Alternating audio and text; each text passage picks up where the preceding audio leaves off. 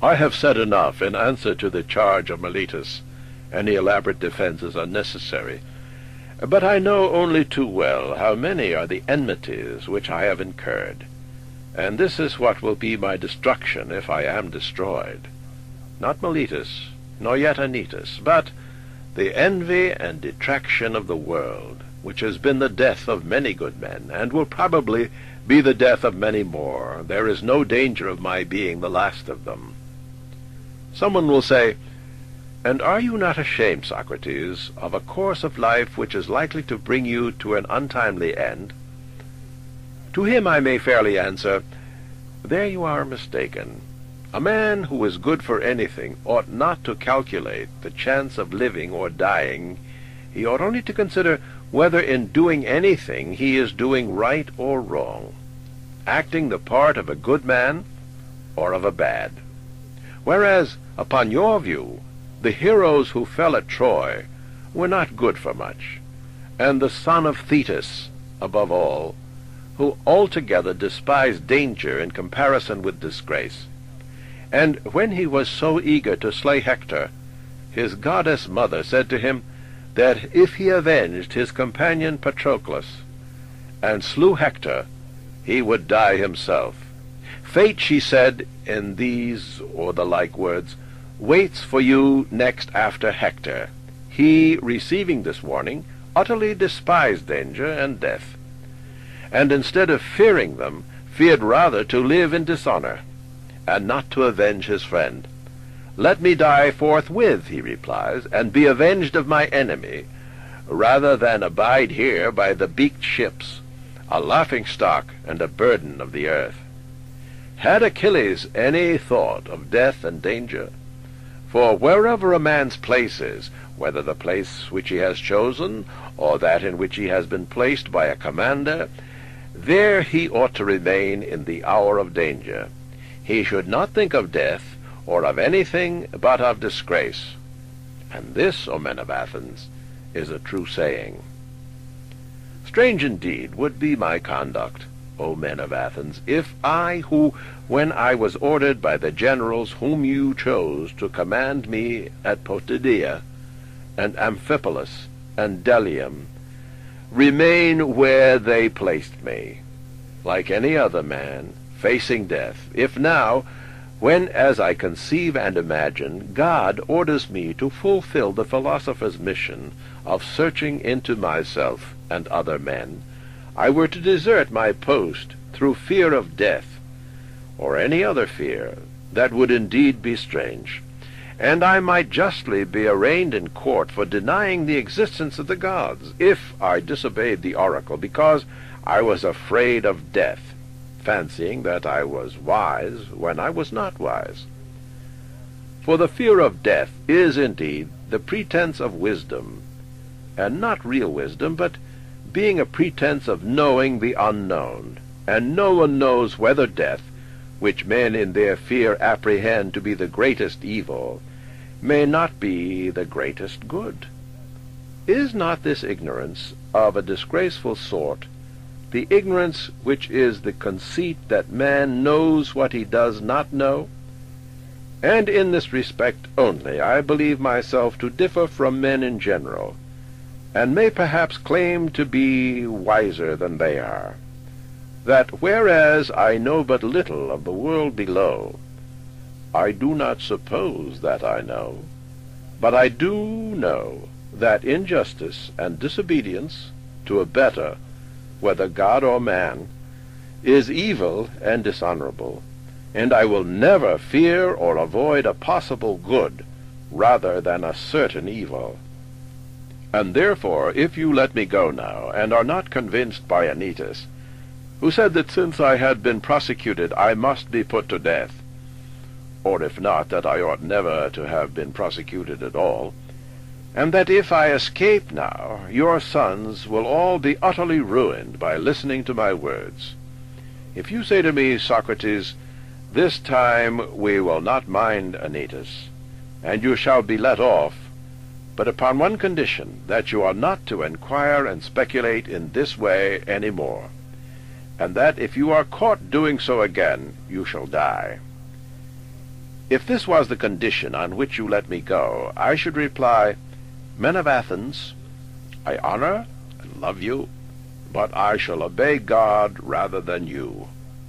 And while I have life and strength, I shall never cease from the practice and teaching of philosophy, exhorting anyone whom I meet, and saying to him after my manner, You, my friend, a citizen of the great and mighty and wise city of Athens, are you not ashamed of heaping up the greatest amount of money and honor and reputation, and caring so little about wisdom and truth, and the greatest improvement of the soul, which you never regard or heed at all?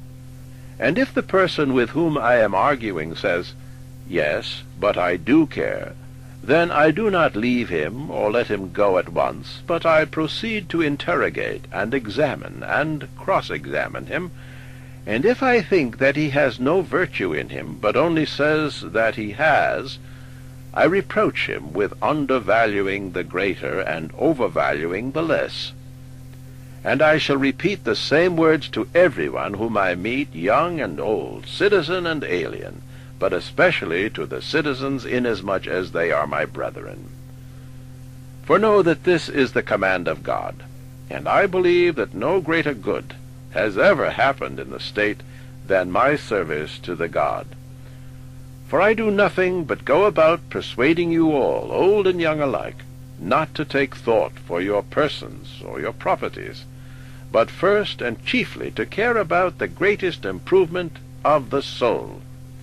I tell you that virtue is not given by money, but that from virtue comes money, and every other good of man, public as well as private.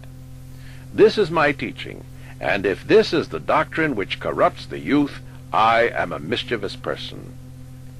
But if anyone says that this is not my teaching, he is speaking an untruth. Wherefore, O men of Athens, I say to you, do as Anytus bids, or not as Anytus bids, and either acquit me or not. But, whichever you do, understand that I shall never alter my ways, not even if I have to die many times. Men of Athens, do not interrupt, but hear me. There was an understanding between us that you should hear me to the end. I have something more to say, at which you may be inclined to cry out. But I believe that to hear me will be good for you, and therefore I beg that you will not cry out. I would have you know that if you kill such an one as I am, you will injure yourselves more than you will injure me. Nothing will injure me, not Meletus, nor yet Anytus. They cannot. For a bad man is not permitted to injure a better than himself. I do not deny that Anytus may, perhaps, kill him, or drive him into exile, or deprive him of civil rights, and he may imagine, and others may imagine, that he is inflicting a great injury upon him. But there I do not agree, for the evil of doing as he is doing, the evil of unjustly taking away the life of another, is greater far. And now, Athenians, I am not going to argue for my own sake, as you may think, but for yours, that you may not sin against the God by condemning me, who am his gift to you. For if you kill me, you will not easily find a successor to me, who, if I may use such a ludicrous figure of speech, am a sort of gadfly, given to the state by God, and the state is a great and noble steed, who is tardy in his motions, owing to his very size, and requires to be stirred into life. I am that gadfly which God has attached to the state, and all day long, and in all places, am always fastening upon you, arousing and persuading and reproaching you. You will not easily find another like me, and therefore I would advise you to spare me. I dare say that you may feel out of temper, like a person who is suddenly awakened from sleep, and you think that you might easily strike me dead, as Anytus advises, and then you would sleep on for the remainder of your lives, unless God, in his care of you, sent you another gadfly. When I say that I am given to you by God, the proof of my mission is this. If I had been like other men, I should not have neglected all my own concerns, or patiently seen the neglect of them during all these years, and have been doing yours, coming to you individually, like a father or elder brother, exhorting you to regard virtue. Such conduct, I say, would be unlike human nature. If I had gained anything, or if my exhortations had been paid, there would have been some sense in my doing so. But now, as you will perceive, not even the impudence of my accusers dares to say that I have ever exacted or sought pay of anyone. Of that they have no witness, and I have a sufficient witness to the truth of what I say, my poverty. Someone may wonder why I go about in private, giving advice and busying myself with the concerns of others, but do not venture to come forward in public and advise the state. I will tell you why. You have heard me speak at sundry times and in divers places of an oracle or sign which comes to me, and is the divinity which Meletus ridicules in the indictment. This sign, which is a kind of voice, first began to come to me when I was a child. It always forbids but never commands me to do anything which I am going to do.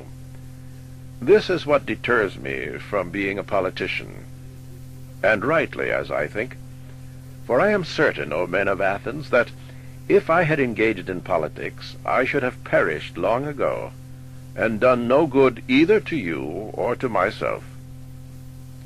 And do not be offended at my telling you the truth, for the truth is that no man who goes to war with you, or any other multitude, honestly striving against the many lawless and unrighteous deeds which are done in a state, will save his life. He who will fight for the right, if he would live even for a brief space, must have a private station and not a public one. I can give you convincing evidence of what I say, not words only, but what you value far more, actions. Let me relate to you a passage of my own life which will prove to you that I should never have yielded to injustice from any fear of death, and that as I should have refused to yield, I must have died at once. I will tell you a tale of the courts, not very interesting perhaps, but nevertheless true. The only office of state which I ever held, O men of Athens, was that of senator. The tribe Antiochus, which is my tribe, had the presidency at the trial of the generals who had not taken up the bodies of the slain after the battle of Arginusae, and you proposed to try them in a body, contrary to law, as you all thought afterwards. At the time, I was the only one of the prytanes who was opposed to the illegality, and I gave my vote against you. And when the orators threatened to impeach and arrest me, and you called and shouted, I made up my mind that I would run the risk, having law and justice with me, rather than take part in your injustice, because I feared imprisonment and death. This happened in the days of the democracy. But when the oligarchy of the 30 was in power, they sent for me and 4 others into the rotunda, and bade us bring Leon the Salaminian from Salamis, as they wanted to put him to death. This was a specimen of the sort of commands which they were always giving with the view of implicating as many as possible in their crimes. And then I showed, not in word only, but in deed, that, if I may be allowed to use such an expression, I cared not a straw for death, and that my great and only care was lest I should do an unrighteous or unholy thing. For the strong arm of that oppressive power did not frighten me into doing wrong. And when we came out of the rotunda, the other 4 went to Salamis and fetched Leon, but I went quietly home, for which I might have lost my life, had not the power of the 30 shortly afterwards come to an end, and many will witness to my words. Now, Do you really imagine that I could have survived all these years if I had led a public life, supposing that, like a good man, I had always maintained the right, and had made justice, as I ought, the first thing? No, indeed, men of Athens, neither I nor any other man. But I have been always the same in all my actions, public as well as private, and never have I yielded any base compliance to those who are slanderously termed my disciples, or to any other. Not that I have any regular disciples, but if anyone likes to come and hear me while I am pursuing my mission, whether he be young or old, he is not excluded. Nor do I converse only with those who pay, but anyone, whether he be rich or poor, may ask and answer me, and listen to my words. And whether he turns out to be a bad man or a good one, neither result can be justly imputed to me, for I never taught or professed to teach him anything. And if anyone says that he has ever learned or heard anything from me in private, which all the world has not heard, let me tell you that he is lying. But I shall be asked, why do people delight in continually conversing with you? I have told you already, Athenians, the whole truth about this matter. They like to hear the cross-examination of the pretenders to wisdom. There is amusement in it. Now, this duty of cross-examining other men has been imposed upon me by God, and has been signified to me by oracles, visions, and in every way in which the will of divine power was ever intimated to anyone. This is true, O Athenians, or if not true, would be soon refuted. If I am, or have been, corrupting the youth, those of them who are now grown up and become sensible that I gave them bad advice in the days of their youth, should come forward as accusers, and take their revenge. Or, if they do not like to come themselves, some of their relatives, fathers, brothers, or other kinsmen, should say what evil their families have suffered at my hands. Now is their time. Many of them I see in the court. There is Crito, who is of the same age, and of the same deme with myself, and there is Critobulus, his son, whom I also see. Then again there is Lysanias of Spestus, who is the father of Aeschines. He is present, and also there is Antiphon of Sisyphus, who is the father of Epigenes, and there are other brothers of several who have associated with me. There is Nicostratus, the son of Theostotides, and the brother of Theodotus. Now Theodotus himself is dead, and therefore he at any rate will not seek to stop him. And there is Paralus, the son of Demodocus, who had a brother Theages, and Edemontus, the son of Ariston, whose brother Plato is present, and Iontodorus, who is the brother of Apollodorus, whom I also see. I might mention a great many others, some of whom Meletus should have produced as witnesses in the course of his speech, and let him still produce them, if he has forgotten. I will make way for him, and let him say, if he has any testimony of the sort, which he can produce. Nay, Athenians, the very opposite is the truth. For all these are ready to witness on behalf of the corrupter, of the injurer of their kindred, as Meletus and Anytus call me, not the corrupted youth only. There might have been a motive for that, but their uncorrupted elder relatives. Why should they too support me with their testimony?